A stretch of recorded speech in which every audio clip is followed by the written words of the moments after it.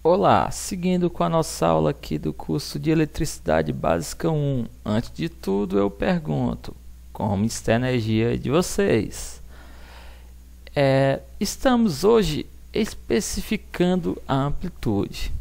A gente tem aqui do lado algumas fórmulas básicas, né, que alguns físicos aqui implementaram, né?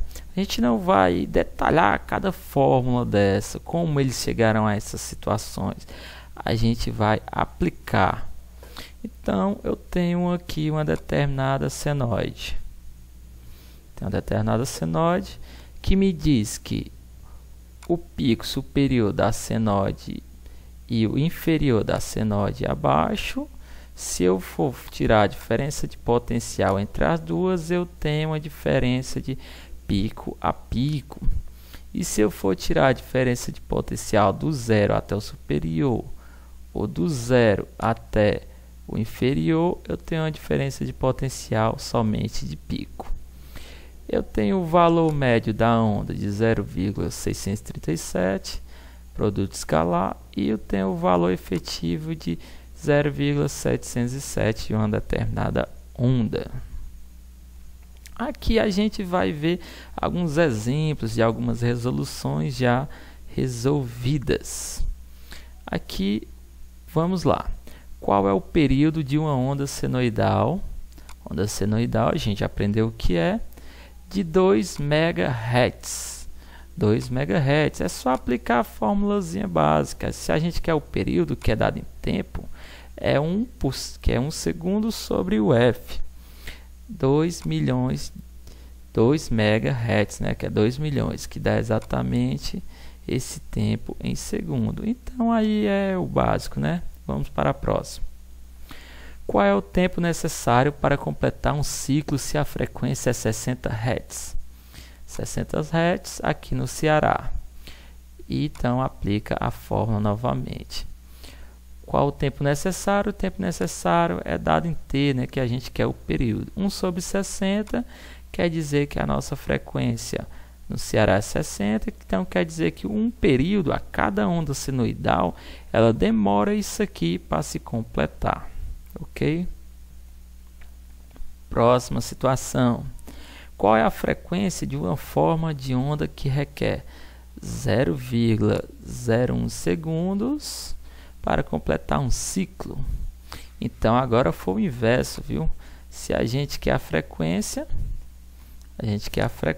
então a gente tinha o período. Então, 1 sobre o período, a gente encontra a frequência de 100 Hz. Agora vamos aí complicar um pouquinho, né? Eu anotei aqui a fórmula, as fórmulas principais que a gente vai aplicar. Eu vou puxar elas aqui mais para o lado. E nós vamos aplicar as fórmulas fundamentais. Vamos ler o que a questão está dizendo.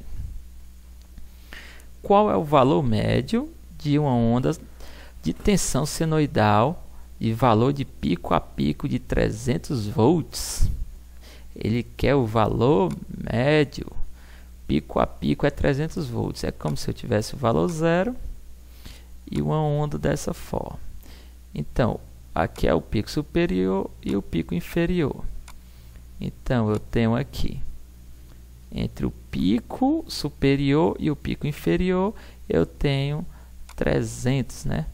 Eu tenho aqui o valor de 300 volts.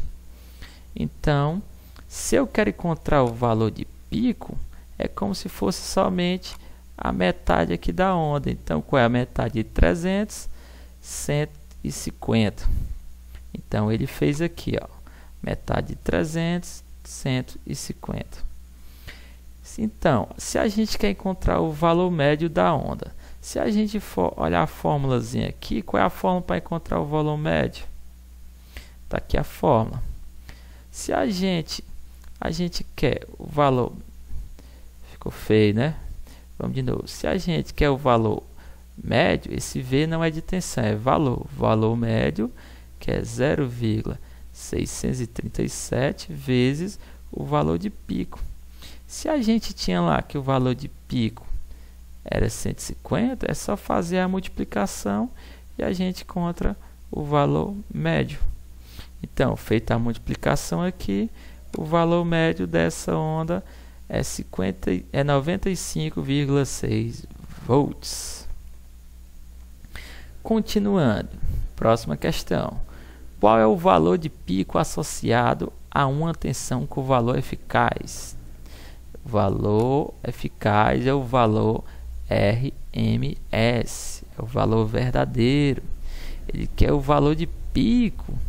Olhando a fórmula aqui, a gente tem uma fórmulazinha aqui bem parecida, hein?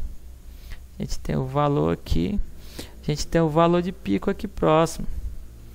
A gente tem o valor de pico que é igual a 1,414 vezes o valor RMS. Então, vamos seguir aqui. Temos o valor lá, vezes o valor RMS, que é o valor verdadeiro, que a questão deu. Então, fazendo o produto, a gente encontra 179,6 volts. Então, pessoal, aí é umas demonstrações aí para aplicações de questão simples.